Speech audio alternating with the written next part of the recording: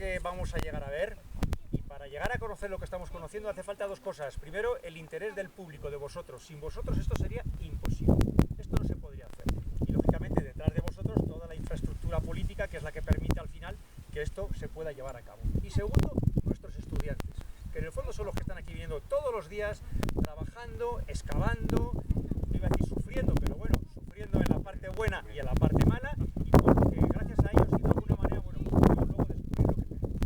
Bueno, yo os decía antes al comienzo de la explicación, si recordáis, que Ulaca es un yacimiento excepcional, singular, y precisamente por el tamaño que tiene ese yacimiento es lo que permite que en él encontremos cierto tipo de monumentos que raramente o excepcionalmente encontramos en otros sitios.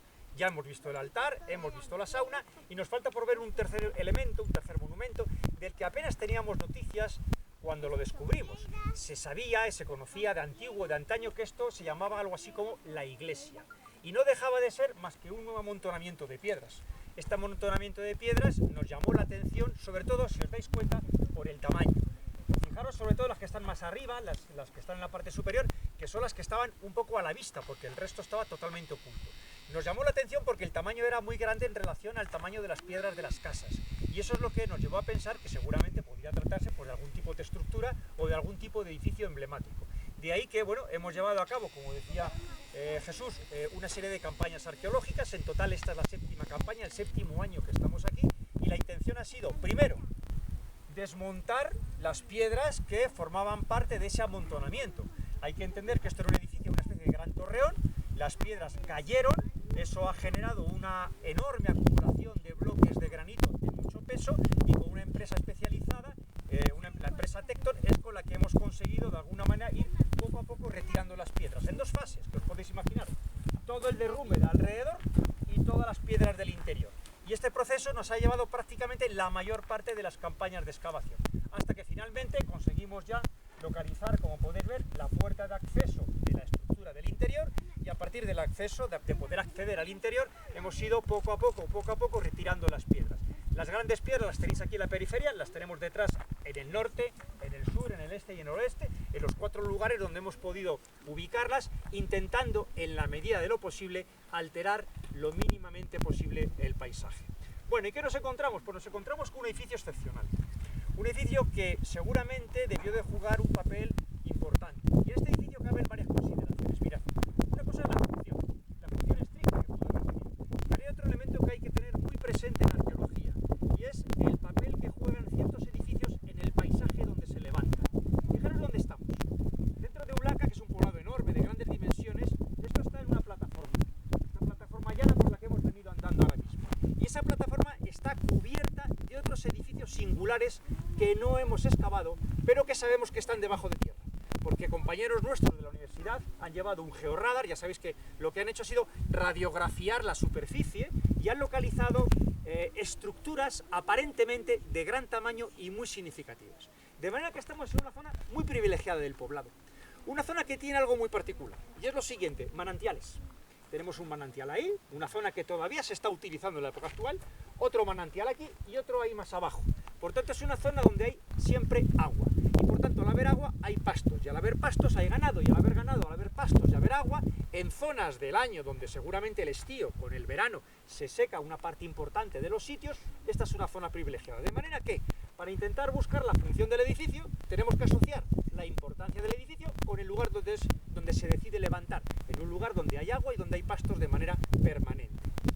Bueno, ¿y qué nos ha dado el edificio? Pues muchos problemas. Es muy difícil interpretar la función de estos sitios. ¿Qué es lo que hemos encontrado ahora mismo en la excavación arqueológica? Bueno, pues quizás lo más llamativo en la campaña actual es que nosotros pensábamos que el edificio por dentro estaba totalmente vacío, y nos hemos descubierto, luego lo veréis ahora al bajar, pues una estructura muy, como diría yo, muy organizada. Hay un muro que divide el torreón, lo que se conoce generalmente como torreón, en dos partes, y la parte posterior del edificio está a su vez dividida en otras dos partes por otro muro. La división es totalmente geométrica.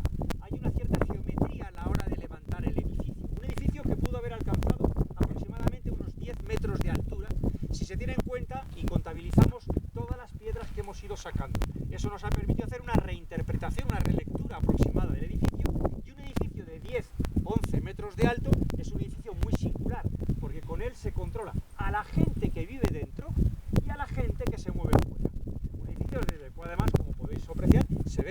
precisamente Ávila, y en donde no podemos descartar, sino todo lo contrario, que este sitio, que se fecha en la Edad del Hierro, un edificio que fechamos aproximadamente en el siglo II antes de Cristo, seguramente estuvo a la vista muchísimo tiempo después, y no podemos descartar que a lo largo de época visigoda o incluso ya en la Alta Edad Media, este lugar todavía fuera visitado, fuera revisitado y jugara algún otro tipo de función importante.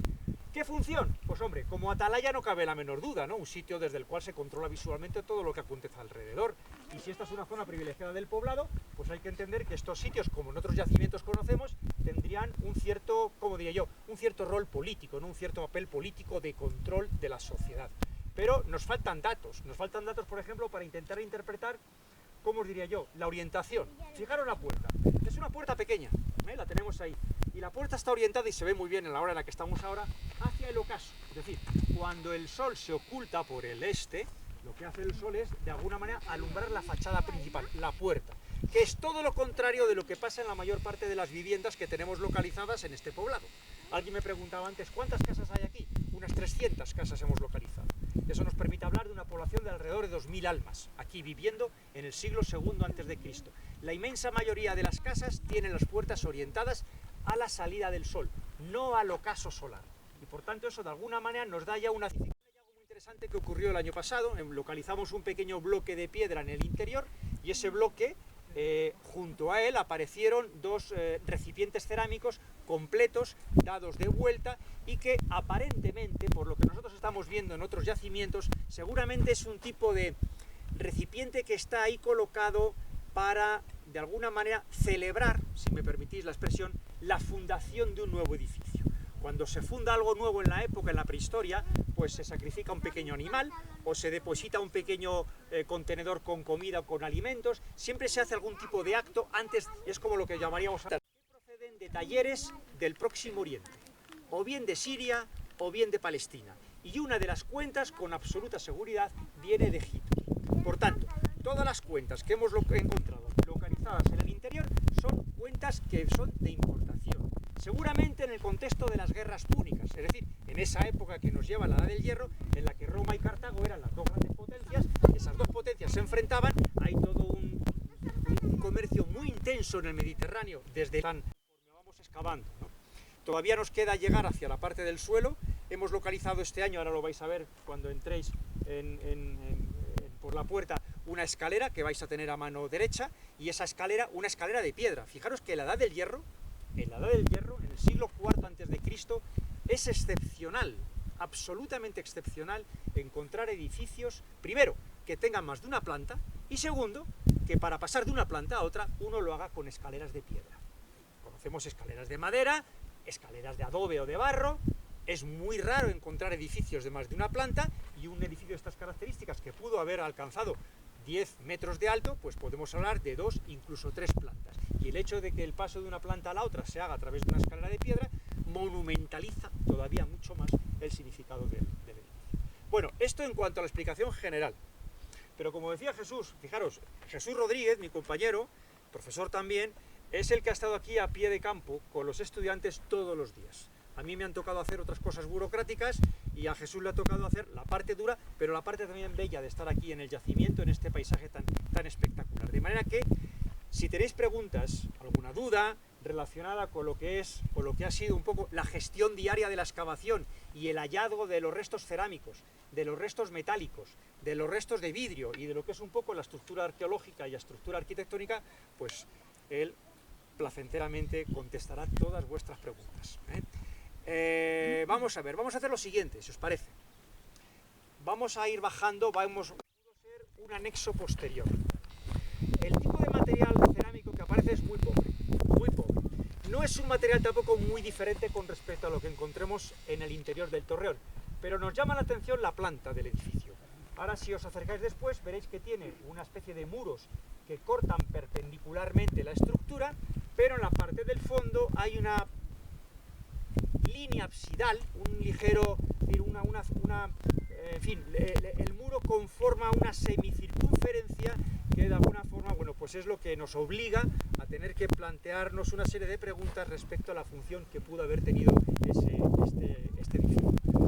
No descartamos, y os lo decía antes, que el torreón haya estado funcionando en la Edad del Hierro como un sitio emblemático desde el punto de vista político y ceremonial en el siglo II antes de la era, pero que después este mismo edificio, sabiendo, como sabemos, que Eulaca no fue conquistada por los romanos, ni entró en conflicto ni en guerra, sino que sencillamente los habitantes de Eulaca acabaron poblando la ciudad de Ávila, por tanto hay un abandono pacífico. ¿Por qué no? El Torreón pudo haber estado durante mucho otro tiempo antes de caer, y por tanto no podemos descartar la posibilidad de que en épocas posteriores haya seguido teniendo una función. ¿La misma? ¿Diferente? No lo sabemos, pero lo realmente importante es que el valor de este edificio se mantuvo durante muchos siglos. Y seguramente en ese encaje de bolillos, de esos siglos, es donde tendremos en algún momento que intentar explicar y dar una lectura al edificio que tenéis ahí en paralelo. Pues nada más, de momento.